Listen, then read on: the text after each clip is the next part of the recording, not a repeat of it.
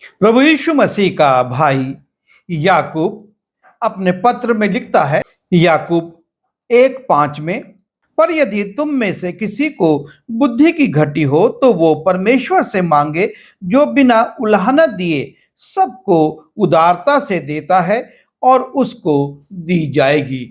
3 बातों को याकूब लिखता है। सबसे पहली, यदि किसी को बुद्धि की घटी हो, और दूसरी बात वो कहता है परमेश्वर से मांगे, और तीसरी बात वो बिना उलाहना दिए उदारता से देता है। सबसे पहली बात है, किसी को घटी हो, सिर्फ बुद्धि ही की नहीं, लेकिन हमको ये मालूम होना चाहिए, इस बात का एहसास होना चाहिए कि हमको किस बात की घटी है। जब तक हमको अपनी घटी का एहसास नहीं होगा, कमी का एहसास नहीं होगा, हम उसके लिए कैसे मांगेंगे।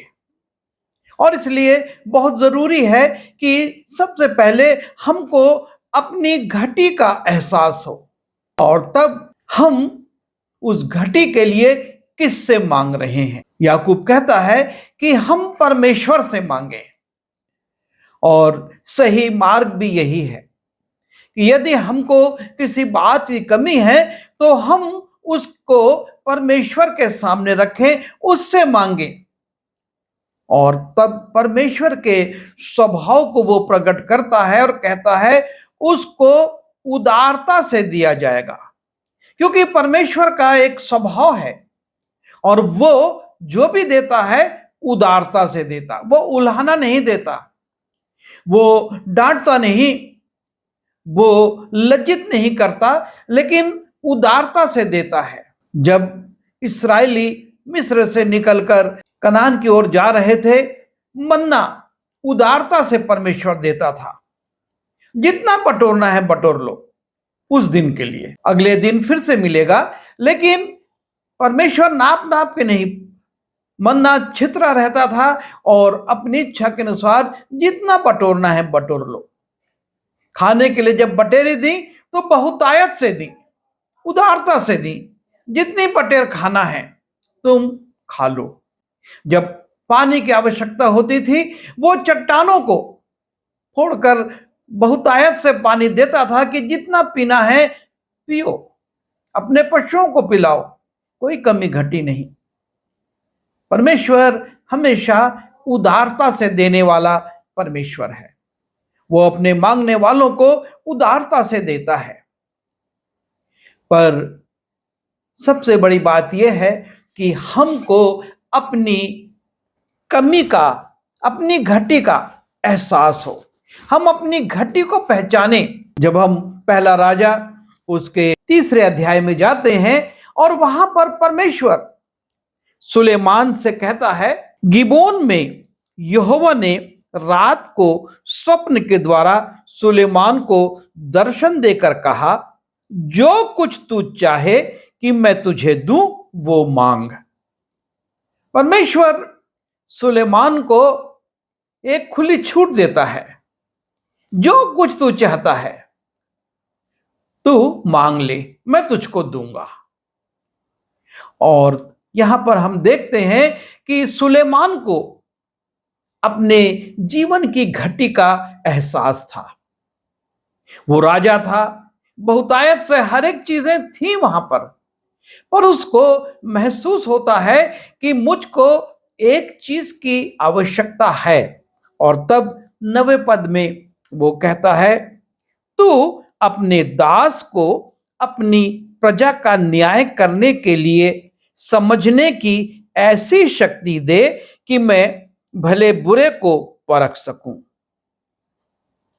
वो परमेश्वर से कहता है कि मुझको न्याय करने के लिए समझने की ऐसी शक्ति दे कि मैं भले बुरे को समझ सकूं।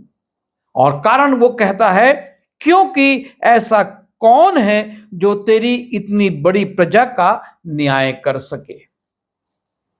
वो इस बात को समझता है कि एक बहुत बड़ा राज्य है, परमेश्वर ने मुझको बहुत बड़ी प्रजा दी है और अब इसके ऊपर जब मैं राजा हूं, मुझको ऐसी बुद्धि चाहिए कि मैं इनका न्याय कर सकूं। और सुलेमान जब परमेश्वर से इस प्रकार की मांग रखता है, परमेश्वर खुश होता, आनंदित होता है और परमेश्वर उससे कहता है, मैं तेरे वचन के अनुसार करता हूं, तुझे बुद्धि और विवेक से भरा मन देता हूं। परमेश्वर उसकी मांग को सुनता है और उससे कहता है, मैं तुझे बुद्धि और विवेक से भरा मन देता हूं, यहां तक कि तेरे समान ना तो तुझसे पहले कोई कभी हुआ और ना बाद में कभी कोई होगा। यह है परमेश्वर की उदारता से दी गई आशीष। उसने मांगा बुद्धि, उसने विवेक मांगा, कहता है मैं तुझको देता हूं और इतना देता हूं कि तुझसे पहले और तेरे बाद में भी कोई इतना बुद्धिमान नहीं होगा। और उसके बाद और परमेश्वर की उदारता प्रकट होती है। वो कहता है, फिर जो तूने नहीं मांगा अर्थात धन और महिमा, वो भी मैं तुझे यहां तक देता हूं कि तेरे जीवन भर कोई राजा तेरे तुल्य ना होगा। यह है परमेश्वर की उदारता। उसने सुलेमान से पहले पूछा, तू क्या मांगता है? और सुलेमान जब मांगता है तो परमेश्वर बड़ी उदारता के साथ सुलेमान को बुद्धि विवेक देता है, साथ ही साथ धन संपत्ति और प्रतिष्ठा भी प्रदान करता है। जब हम शामुएल की पुस्तक में जाते हैं और वहां पर एक स्त्री का उल्लेख है और उसका नाम हन्ना है और इस स्त्री को भी अपने जीवन की एक घटी का एहसास है। वो ये महसूस करती है, संतान ना होने के कारण मुझको बार बार लज्जित होना पड़ता है, मुझको लोगों के ताने सुनना पड़ते हैं और मुझको नाना प्रकार की बातों से चिढ़ाया जाता है, क्योंकि पनिन्ना संतान ना होने के कारण हन्ना को चिढ़ाती थी और हन्ना इस बात से दुखी थी। उसको इस बात का बड़ा एहसास था कि मैं संतान विहीन हूं और तब ये मन में व्याकुल होकर यहोवा से प्रार्थना करने और बिलक बिलक कर रोने लगी। हन्ना परमेश्वर के सन्मुख जाती है और परमेश्वर के सन्मुख जाकर उससे प्रार्थना करती है, बिलक बिलक कर रोती है और उसने ये मन्नत मानी कि हे सेनाओं के यहोवा, यदि तू अपनी दासी के दुख पर सचमुच दृष्टि करे और मेरी सुधि ले और अपनी दासी को भूल ना जाए और अपनी दासी को पुत्र दे, तो मैं उसे उसके जीवन भर के लिए यहोवा को अर्पण करूंगी, उसके सिर पर छुरा फिरने ना पाएगा। अपनी कमी का एहसास उसको है और वो परमेश्वर के पास जाती है, परमेश्वर के भवन के द्वार पर खड़े होकर उसके सामने प्रार्थना करती है, बिलक बिलक कर रोती है, मन्नत मांगती है और तब परमेश्वर उसकी प्रार्थना को सुनकर उसको संतान की आशीष देता है। जैसा उसने मांगा था उसको पुत्र प्राप्त होता है। वो उस पुत्र को लेकर परमेश्वर के भवन में आती है और एली महायाजक से कहती है, ये वही बालक है जिसके लिए मैंने प्रार्थना की थी और यहोवा ने मुझे मुंह मांगा वर दिया है। वो महायाजक एली को बताती है और उसके बाद जैसे उसने मन्नत मांगनी थी कि मैं उसको तुझे अर्पण कर दूंगी, वो कहती है, इसीलिए मैं उसे यहोवा को अर्पण कर देती हूं कि वो अपने जीवन भर यहोवा ही का बना रहे वो अपनी मन्नत को पूरा करती है, परमेश्वर से मांगती है, परमेश्वर उसको देता है और वो उस बालक को परमेश्वर को अर्पण करती है। और उसके बाद हम देखते हैं परमेश्वर की उदारता, किस रीति से परमेश्वर हन्ना के प्रति उदारता को प्रकट करता है। यहोवा ने हन्ना की सुधि ली और वो गर्भवती हुई और उसके 3 बेटे और 2 बेटियां उत्पन्न हुई। परमेश्वर ने उदारता से उसको संतानें प्रदान करी। वो उदारता से उसको 3 बेटे और 2 बेटियां देता है। यह है परमेश्वर से जब हम अपनी कमी में मांगते हैं, परमेश्वर ना सिर्फ कमी को पूरा करता लेकिन उदारता से देता है। और परमेश्वर ने हन्ना को भी उदारता से संतानें प्रदान करी। जो बांझ कहलाती थी उसके पास 6 संतानें हो गई। एक संतान उसने परमेश्वर को अर्पण करी और 5 संतानों का वो पालन पोषण स्वयं करती है। न्यायों की पुस्तक में हम देखते हैं शिमशोन को जन्म के पहले से ही परमेश्वर ने उद्घोषणा कर दी थी कि ये नाज़ीर होगा। वो शिमशोन पलिश्तियों को बड़ी मार से मारता है।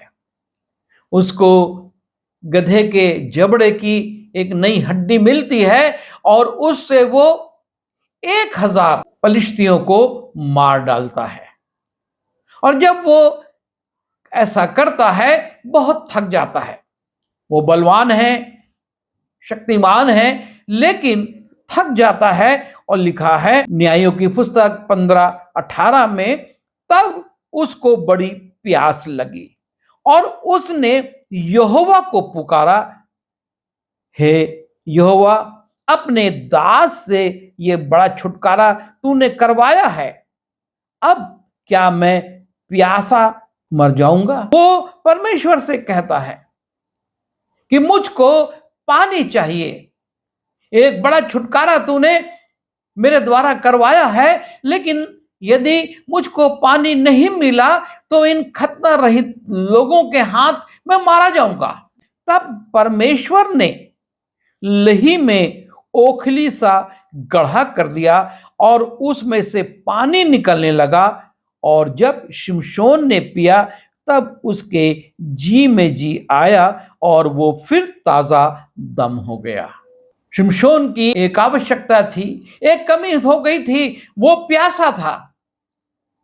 सब कुछ ठीक था लेकिन प्यास के मारे वो व्याकुल था। और तब वो परमेश्वर से मांगता है, परमेश्वर से निवेदन करता है और परमेश्वर उसके लिए एक गड्ढा वहां बना देता है और उसमें पानी भर जाता है। बहुत आया से पी, जितना तुझको पीना है पी।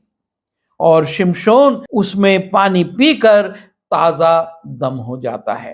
परमेश्वर ने उसको उदारता से जल दिया कि ले तू पी और ताजा दम होकर अपने कार्य में लग जा। यूहन्ना रचित सुसमाचार उसके 2 अध्याय में जाते हैं और वहां पर हम देखते हैं मरियम को। और मरियम यीशु मसीह के पास आती है और वो बताती है कि एक कमी हो गई है जिस विवाह में हम आए हैं और उनके पास दाखरस घट गया है। और जब दाखरस घट गया तो यीशु की माता ने उससे कहा कि उनके पास दाखरस नहीं रहा। एक कमी आ गई, उसका एहसास इस स्त्री को होता है और वो सीधा यीशु मसीह के पास आती है और उसको बताती है कि एक कमी है। सब बातें ठीक है लेकिन दाखरस घट गया है। और जब यीशु मसीह से ये कहा जाता है, लिखा हुआ है वहां यहूदियों के शुद्ध करने की रीति के अनुसार पत्थर के 6 मटके धरे थे जिनमें 2-2, 3-3 मन समाता था। यीशु ने उनसे कहा, मटकों में पानी भर दो।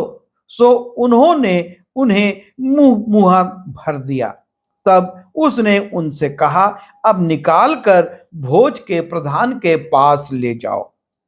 वे ले गए। जब भोज के प्रधान ने वो पानी चखा जो दाखरस बन गया था और नहीं जानता था कि वो कहां से आया है, परंतु जिन सेवकों ने पानी निकाला था वे जानते थे, तो भोज के प्रधान ने दूल्हे को बुलाकर उससे कहा, हर मनुष्य पहले अच्छा दाखरस देता है और जब लोग पीकर छक जाते हैं तब मध्यम देता है, परंतु तूने अच्छा दाखरस अब तक रख छोड़ा है। एक कमी आती है, दाखरस घट गया, और तब मरियम यीशु मसीह के पास आकर कहती है कि दाखरस घट गया है।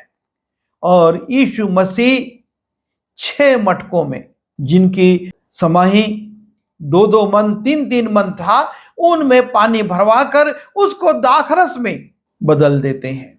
वो दाखरस बन जाता है, और वो भी सर्वोत्तम। यह है परमेश्वर की उदारता। उसने 1 मटका 2 मटका नहीं, लेकिन 6 मटके, जितना तुमको पीना है पी लो। और उसने बहुतायत से वहां पर दाखरस बना दिया कि विवाह में किसी प्रकार की कोई कमी ना हो। यह है परमेश्वर का उदार हृदय। वो जब देता है उदारता से देता है। हम यूहन्ना उसके 4थे अध्याय में जाते हैं और वहां पर एक सामरी स्त्री का उल्लेख है, और वो सामरी स्त्री यीशु मसीह से बात कर रही है, और तब यीशु मसीह उस स्त्री से कहते हैं, तुझको एहसास नहीं है कि तुझको किस जल की प्यास है। यीशु कहते हैं, यीशु ने उत्तर दिया, यदि तू परमेश्वर के वरदान को जानती और ये भी जानती कि वो कौन है जो तुझसे कहता है मुझे पानी पिला, तो तू उससे मांगती और वो तुझे जीवन का जल देता। इस स्त्री को इस बात का एहसास नहीं, वो सांसारिक पानी की बात कर रही है, लेकिन यीशु मसीह जानते और कहते तुझको तो जीवन के जल की आवश्यकता है। और तब यीशु मसीह उससे कहते हैं, परंतु जो कोई उस जल में से पिएगा जो मैं उसे दूंगा, वो फिर अनंत काल तक प्यासा न होगा, वरन जो जल मैं उसे दूंगा वो उसमें एक सोता बन जाएगा और अनंत जीवन के लिए उमंडता रहेगा। यह है बहुतायत, उदारता। थोड़ा नहीं, लेकिन मैं ऐसा जीवन का जल देता हूं जो उमंडने वाले सोते के समान है। और यीशु मसीह इस बात को इस स्त्री पर प्रकट करते हैं कि तुझको आवश्यकता जीवन के जल की है। तो तुझको ये नहीं मालूम कि तुझको क्या चाहिए। तू संसारिक जल की बात सोच रही है, लेकिन तुझको जीवन के जल की आवश्यकता है, और तू यदि मांगती तो तुझको बहुतायत से मिल जाता। जब हम मरकुस रचित सुसमाचार उसके 9वें अध्याय में जाते हैं, और वहां पर एक बालक बीमार है, और उसका पिता यीशु मसीह के चेलों के पास उसको लेकर आता है कि चंगा हो जाए। और जब यीशु मसीह मिलते हैं तो वो उनसे भी निवेदन करता है, पर यह व्यक्ति भी नहीं जानता कि उसके जीवन में विश्वास की कमी है, और इसलिए वो यीशु मसीह से कहता है, उसने कहा बचपन से उसने इसे नाश करने के लिए कभी आग और कभी पानी में गिराया, परंतु यदि तू कुछ कर सके तो हम पर तरस खाकर हमारा उपकार कर। यह यीशु मसीह के पास आया है, लेकिन इसके जीवन में विश्वास की कमी है। और यीशु मसीह उससे कहते हैं, यीशु ने उससे कहा, यदि तू कर सकता है। यह क्या बात है? विश्वास करने वाले के लिए सब कुछ हो सकता है। तुझ में इस बात की कमी है, तुझको एहसास नहीं है। तू चाहता है कि तेरा बच्चा चंगा हो जाए, लेकिन तेरे अंदर विश्वास की कमी है। और जब उसको अपनी कमी का एहसास होता है, तुरंत वो अपनी गलती को मानकर यीशु मसीह से निवेदन करता है। बालक के पिता ने तुरंत गिड़गिड़ा कर कहा, हे प्रभु, मैं विश्वास करता हूं, मेरे अविश्वास का उपाय कर।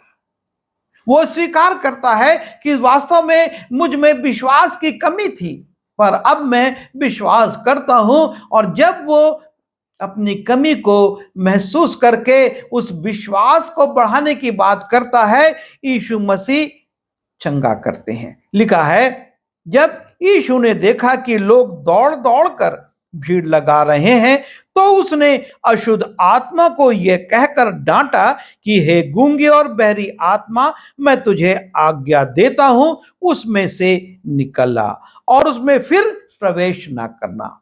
यीशु ने उस बच्चे का हाथ पकड़कर उसे उठाया और वो खड़ा हो गया। यह है विश्वास से जब उसने मांगा, उसने अपनी कमी को महसूस किया। और याकूब इसी बात को कहता है, यदि तुम में किसी को बुद्धि की घटी हो तो परमेश्वर से मांगे, जो बिना उल्हाना दिए उदारता से देता है। यह परमेश्वर का गुण है। पर महत्वपूर्ण बात यह है कि हम अपनी कमी को, हमारे अंदर किस बात की कमी है, उसका एहसास करके उस कमी को दूर करने के लिए परमेश्वर से मांगे। सुलेमान ने मांगा, बहुतायत से प्राप्त किया। हन्ना ने मांगा, संतानें प्राप्त करी। शिमशोन ने जल मांगा, उसको जल मिला। और मरियम ने अपनी समस्या बताई कि दाखरस कम हो गया है, और यीशु मसीह ने बहुतायत से उसे प्रदान किया। बालक के पिता ने अपने अविश्वास के लिए कहा कि मुझ में विश्वास की कमी है, और यीशु मसीह उस कमी को देखकर उसके बेटे के लिए काम करते और वो चंगा होता है। और सामरी स्त्री जिसके पास जीवन का जल नहीं था, यीशु मसीह कहते, तू मुझसे मांग और मैं तुझे बहुतायत से दूंगा, उमड़ने वाला सोता तेरे अंदर हो जाएगा। आज ये आवश्यक है, ये हमारे जीवन के लिए बहुत जरूरी है कि हम अपनी कमी को, अपनी घटी को पहचाने, हमारे जीवन में किस बात की कमी है। और तब हम संसार के लोगों से नहीं, संसार की शक्तियों से नहीं, संसारिक उपायों से नहीं, लेकिन परमेश्वर से मांगे।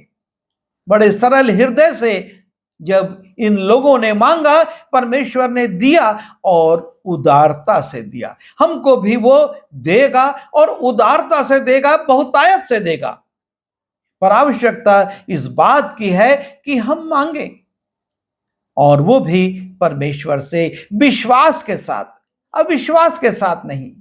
यदि विश्वास में कमजोर हैं तो हम उम्मीद ना करें कि हमारे लिए कुछ होगा, लेकिन जब हम विश्वास से मांगेंगे हमको मिलेगा और हम बहुतायत से प्राप्त करेंगे। आइए दुआ करें। प्रभु जी, हमारी सहायता कीजिए कि हम अपने जीवन की छोटी बड़ी कमजोरियों को पहचाने और आपके सामने उन आवश्यकताओं को रखकर विश्वास से आपसे मांगे, और आप जो उदारता से देने वाले हैं हमको देंगे। हमारे अविश्वास का उपाय कीजिए और अपनी सामर्थ से हमको भरिए। विनती यीशु के नाम में, आमीन।